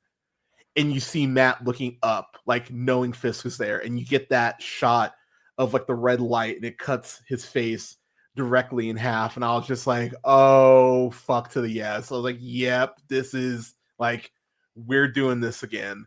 Getting to my final thoughts, and I'll throw it to both of y'all to, give your final thoughts and wrap up, and feel free to take your time. But this reminds me so much of Justified season 2, where it felt like the showrunners were like, okay, season 1 was really good, even great at points. Now we've got our mojo. Now we know where we're trying to go. And it feels like the reshoots and all that really gave them focus of being like, okay, now we know where we want to take him out on this journey. It's just a matter of, how we decide to go ahead and tell the story. Matt feels down right now, which he should, because things are about to get worse. And I'm very intrigued on how they bring in the Punisher. And I think the whole corrupt cops defend our own no matter what. Unfortunately, that is a very real thing. And the fact that there are all those cops in the courtroom who couldn't even conceive the fact that this cop could be dirty. That goes back to Luke Cage too. I love the fact that that's being brought back. And again, unfortunately, is more timely than it should be. But I love these first 2 episodes. I'm not gonna rate it just because that's it's 2 episodes. Like we'll rate the whole season accordingly when it's done. But man, you want to talk about like, this feels like we're on the course for something special. I get people are mad about Foggy. I get that, and I understand like Karen being gone, and I get all that, but you need to shake Matt's world up, and he needs to feel like he's down for the count, like boxing. And so I love where we're heading. I can't wait for episode 3. I will be on that shit as soon as it comes out. But yeah, really, really digging where we're starting off here. Brandon, your final thoughts. Yeah, I'm just straight up happy to have more Daredevil. Like everybody, I liked the Netflix series. I was so happy to see him in She-Hulk, and for him to not be, or maybe be, in that Spider-Man show, who knows? But like I'm a big fan of Charlie Cox and his character, and Vincent D'Onofrio as well. And I know some people have been kind of complaining about the new supporting cast, but like Hunter's been saying, read a comic book. Exactly.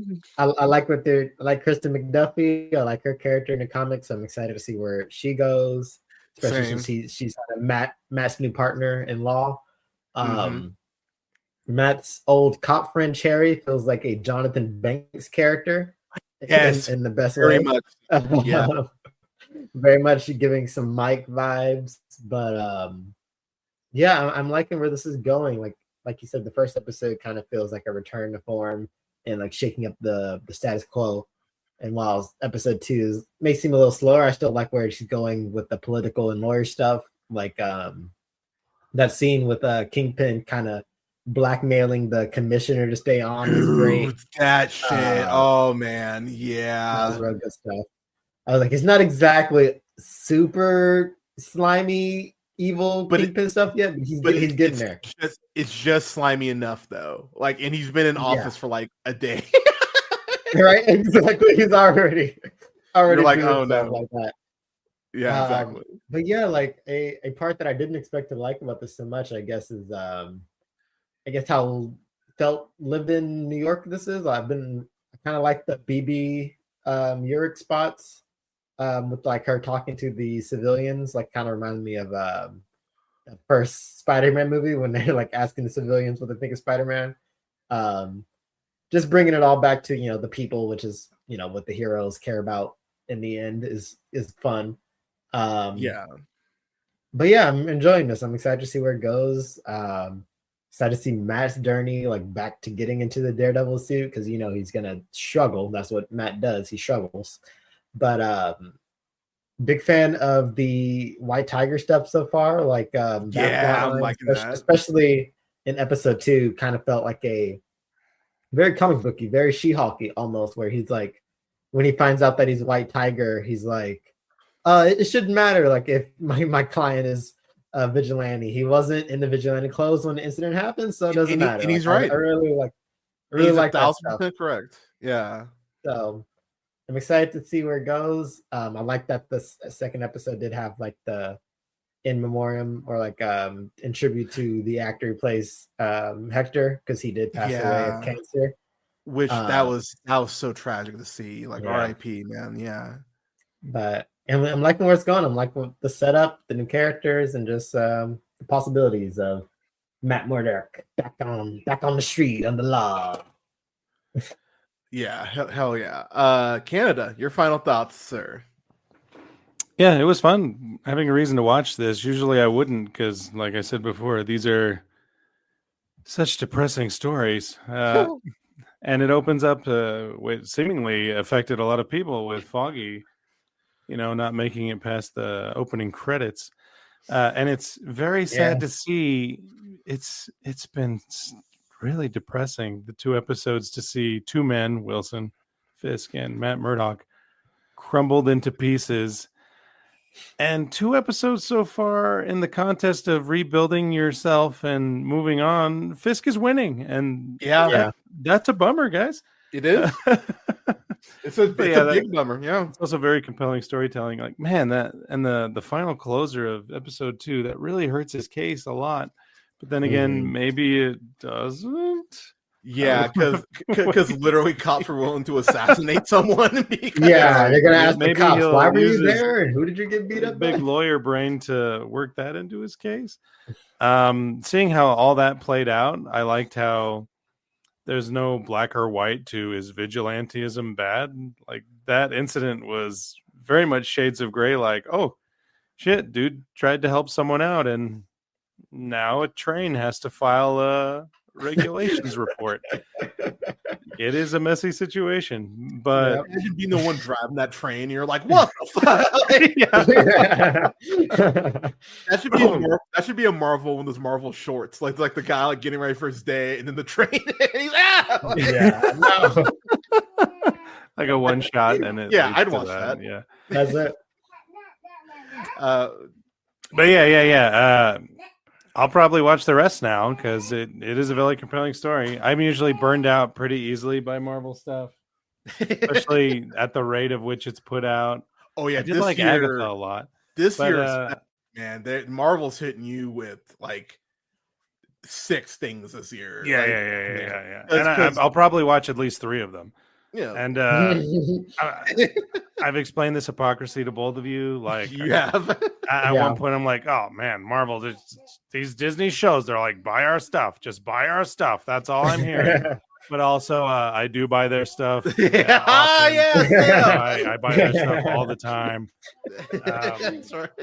This one comes to mind, given what we're watching. I love. Oh, let's go! Yeah, so. Oh, I love that. I'm not gonna give it a rating either, because it's not finished, but I'm compelled. I'm really intrigued by there it is. Nice. Just a sec. But yeah, as the opening shows, ideals are broken apart and they're put pieced back together slowly into the Man Without Fear, Daredevil, and can he save us all? Maybe. I kind of want him to save himself, because he's such a charming, endearing guy. Watching him on little dates, like quick little dates through these 2 episodes, that was fun. Matt's got so sweet and he's got swagger. He's got game. Again, like why is she moving to San Francisco? A part of me is like, if I was Matt's friend in this show, just as like, I'd be like, Matt, get away from this place. And obviously he can't. We know, and you two obviously know better than I do, because you've watched the 3 seasons. He can't just drop it. He can't. And that sucks. And I have a hard time getting over those personal feelings of, I kind of don't want to watch a charming guy who deserves a better life. And women, Karen, I'm glad she's in San Francisco, but I don't like, it's just icky feelings. But that's a testament to how, when they say this is an adult Disney show, it absolutely is, because there's a lot of big themes on, hey, can you have faith if the same God you believe is like, hey, free will, man, vote Fisk. Like, I don't know. These are Yeah. compelling, interesting conversations. And I'll So, be yeah, real, like- that's that one. That one right there is the one that I struggle with wouldn't the want most. free will removed either, but I'm exactly. But what people do with it is insane sometimes. Yeah, So, because deep down, I think Fisk, just like Mr. Burns in the Mr. Burns Recycle episodes, wanted to make the world a better place, but doesn't understand why his methods are evil. Because all they see is the end result. They're like, there was a crime lord, and now he doesn't have a head anymore. What's the problem, Matt? I took care of it. I fixed the problem. Yeah. Like, what do you? And all it cost was a trip to the mechanic to fix my door. That's like Mr. Fisk. That's boy. Those methods are dangerous to everyone around you. It really is. Last thing I'll say real quick before we get out of here is I think the end game is that BB is mentored by Karen, and that's how she finds out that's what happened to Ben. Yeah, I think that's the end game here personally, but yeah, y'all. Daredevil, born again. I'm excited. We will have. I won't be reviewing this episodically, just because. Maybe I will. I can't even say that. Maybe I'm a liar. Maybe we will, but we'll definitely have a review for. Yeah, exactly. But we'll have a review for it when the season is up. So if it's 9 episodes, that puts us June-ish, late May. Late April, May, late April, maybe early May. Yeah. So, which would because the way they line up these shows, like probably be wrapping up or like the last few episodes by the time Andor season 2 is starting. True, and then we get Ironheart in the summer, late June. Yeah. So yeah, that would track. So, since he had to hop out, I will tell y'all, check out Bradley's reviews on oneofus.net. You can check him out on Letterboxd at Bradley of Martin. Is it Bradley O. Martin or Bradley O. Martin? I think it's Bradley O. Martin. Yeah, Bradley O. Martin. And then you can check him out on IG as well at the same spot. As far as the podcast, I'm going to be on quote break unquote. Not really sure how long my break's going to be. It might be a week, might be a couple. Haven't really decided. But I probably won't be streaming. What I will be doing though, in a couple weeks or whenever I do come back, is I will be doing Tomb Raider. So I'm going to start off with Wolfenstein Wednesdays. That's going to be what I start off with. Really excited to get into Wolfenstein. I've never played it. I've never played any of the Wolfenstein games, so I'm excited to go on that with journey. Our current political climate, you're going to have a really good time killing Nazis. That sounds great. So I'm gonna definitely be playing that, and then Tomb Raider Thursdays. I am gonna start those. I don't know when I'll start those. I don't know if I want to play both games at the same time, but since I've beaten Tomb Raider, I think I could justify it. So I might actually switch back and forth between the two. But I will be streaming those, and then I will be getting back to AEW Dynamite watch-alongs, AEW Collision watch-alongs. Dynamite is out on Wednesdays, so I think what I'll probably end up doing is doing the AEW Dynamite stream later in the evening, and I might and then I might just go right into Wolfenstein Wednesdays right after that, or I might move the Dynamite watch-alongs till Thursday. I'm still kind of figuring out the logistics on that, but and then because it's Women's History Month, and I have several like 100 reviews I'm trying to unload and get uploaded. I'm going to be doing a lot. I have a lot of reviews I'm actually going to be dropping. So the review list is as follows. I actually just released my review for Best Picture winner Nora. So that is up on the channel now. Going to have a review up for Babes. Drugstore June. My review for Echo is up right now. Going to be have a review up for Eileen. kind of pregnant. Spoiler alert, that is probably the one bad review as far as me not liking it. Mother's Instinct, The Royal Hotel, The Substance, The Outrun, Your Monster, and Woman of the Hour will all be up by the end of the month. So pretty damn good slate. I won't lie, as I was looking through the list, I'm like, that's a lot of bangers that y'all will get to hear reviews for. And some of the stuff that's little that you may not have heard of, like Drugstore June and the Royal Hotel, you definitely want to check those out. Those are really great films. And then furthermore, as I mentioned earlier, Jennifer Levinson's Trust, you can stream that on Prime Video right now. It's an incredible film, and I like more people need to watch that shit. So please watch that. Please watch Amanda Jade Stern's A Perfectly Good Moment. That's streaming on Tubi right now. So yeah, there's a lot of good stuff that is out there that is female led, that is female focused, that we need to support. So go ahead and check. So go ahead and check those out. Also, we will be, Brandon, I'm going to bring him back on at some point before the end of the month. We will be reviewing, because it is this month, I decided I'm going to add these on. We will review Invincible Fight Girl Season 1. We'll have a review for that.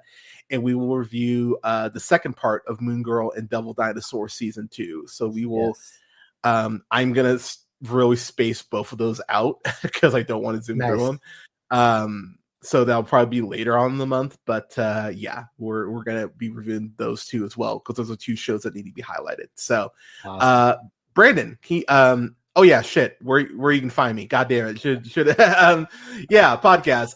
Listen, I've been hitting my pin a little bit, people. All right, the Real Pineapple. Find me on YouTube at the Real Pineapple, REEL Pineapple. Like both pages on Facebook at the Real Pineapple and Real Pineapple Games.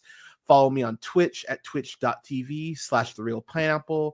Go ahead and follow the show. Follow me on IG and TikTok at jhunter Real Pineapple. That's J Hunter and then REEL and then Pineapple. Follow me on Letterboxd at Black Shazam, and you can listen to the podcast. Please go ahead and rate the podcast. It definitely helps me out. SoundCloud, Apple Podcasts, Podbean, Stitcher, iHeartRadio, Spotify, Amazon Music, TuneUp, and Samsung Podcasts, to name a few, at The Real Pineapple. Oh yeah, and follow me on Blue Sky, because I am very active on there. Fuck you, Twitter. Fuck you, Elon. You can follow me on there at realpineapple.bsky.social. Brandon, where can the people find you, sir? You can find me on the Letterboxd at Brando Not Marlin.